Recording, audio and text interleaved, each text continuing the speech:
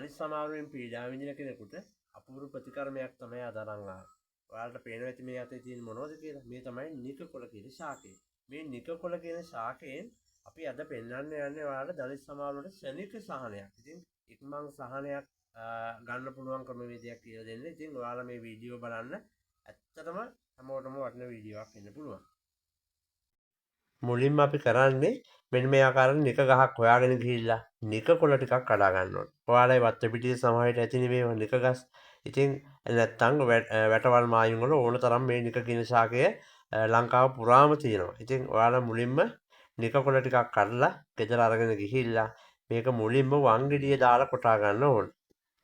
මුලින්ම ඔන්න ඔය ආකාරයට වංගෙඩියට දැම්මා. ඊට පස්සේ මෝල් ගහෙන් කොටා ගන්න. බෙන්ඩර් කරලා උනත් ගත්තට කමක් නැහැ. නමුත් ඉතින් වංගෙඩිය දාලා ගැටුවොත් තමයි මේක හොඳම සුසු මට්ටමට හදාගන්න පුළුවන්. මොකද සිංගල බෙහෙත් සාමාන්‍යයෙන් බෙන්ඩර් වලින් එහෙම කොටන්නේ නැහැ.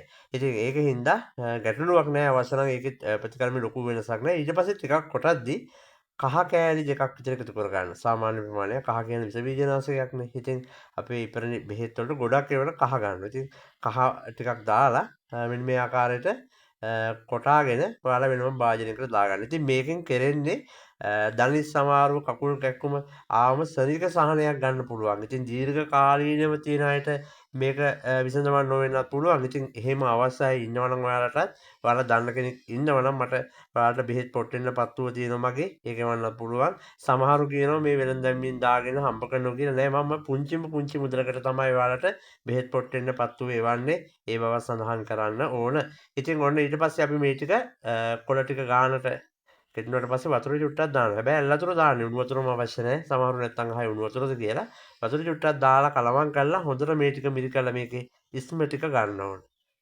අපි කොටාගත්ත දේ මතකයිනේ. කහයි නික කොළයි. කොටලා ඊට පස්සේ මේ ඉස්ම ටික මිරිකලා රෙදි කෑල්ලක් හරි අරන් ගොට්ටක් හරි අරන් මේක පෙරා ගන්නවා. ඔන්න බලන්න මම ක්‍රමක්‍රමයෙන් පෙන්නන්නම්. ඇත්තටම මේක වටිනවා. මොකද දලිත් සමාරුව හැදිච්ච කෙනෙකුට මේක සති දෙකක් විතර එක දිගට ගෑවනම් මේකෙන් ඉතාම හොඳ සුවයක් ගන්න පුළුවන්. හැබැයි ඉතින් දීර්ඝ කාලීන ප්‍රතිකර්මයක් විදිහටම කියන්නත් බෑ. නමුත් ශනික සහනයක් එනවා මේක. ඊට පස්සේ මේක ගන්නට පෙරාගෙන ඔයාලා ඊළඟට කරන්න ඕන මේක අවුවේ කකාරා ගන්න ඕන. කකාරනවා කියන එක දන්නවද? ගොඩක් අය දන්නේ නැද්ද? නමුත් සමහර අය දන්නවා. මේක අවුවේ තිව්වම අපි මැටි භාජනයක හරි සාමාන්‍ය යකඩ භාජනයක වගේ දාලා තිව්වම මේක අවුවට රත් වීමෙන් හොඳට කැකෑරිලා පාටත් චුට්ටක් වෙනස් වෙලා ඔන්න වගේ දුඹුරු පැහැයකට වගේ තමයි හුරු වෙන්නේ. ඊට පස්සේ අපි කරන්න ඕන ඔයාලට කැක්කුම තියෙන දනිස් වලනේ. දනිස් වලට තමයි මේ හොඳ ප්‍රතිකර්මය තියෙන්නේ.